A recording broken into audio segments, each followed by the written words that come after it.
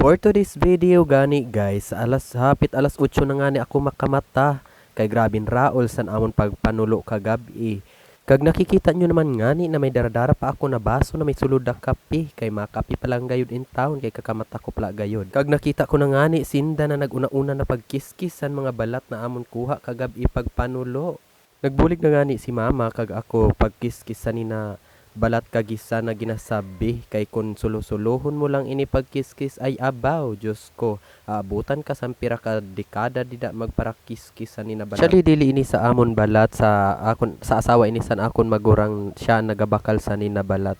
Kaya nagbulig lang kami. Damo-damo nga ni na salamat sa naghatag sa Nina Biscuits kay after how many billion of years na tilawan ko namang gayud ini na pagkaon. Kasanayan na nga ni ini na pag nakunhali ka gani sa Manila dapat may dara ka na biscuits para masabi gayud na hali ka gayud sa Manila. Ginpakapi ko gani di din amon miya kay kaganina pa inisin ka ingiw-ingiw sa akon. Tapos ang ginhatagan na nagralagan lugod kundiin ay nabuang. Balik na nga ni kita pag kiskis sambalat kay kundiin pa ini magkaradto na aton pagpara istoryahan na grabe ko baga ang tabel na Diyos ko. Pagtapos ko gani kape, naghanap na ako simbato na akon makiskisan kay mabulig na ako sa inda.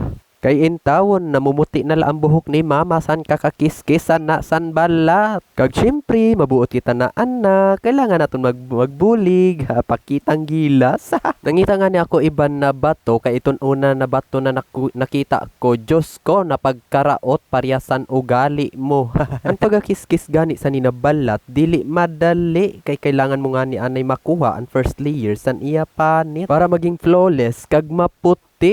Pagkatapos nga ni makiskisan, kailangan pa inini mo guruton para makuha ang nabibili na tinai kag mga kinaon. Kahuna niyo, madali la ini siya nakagisan.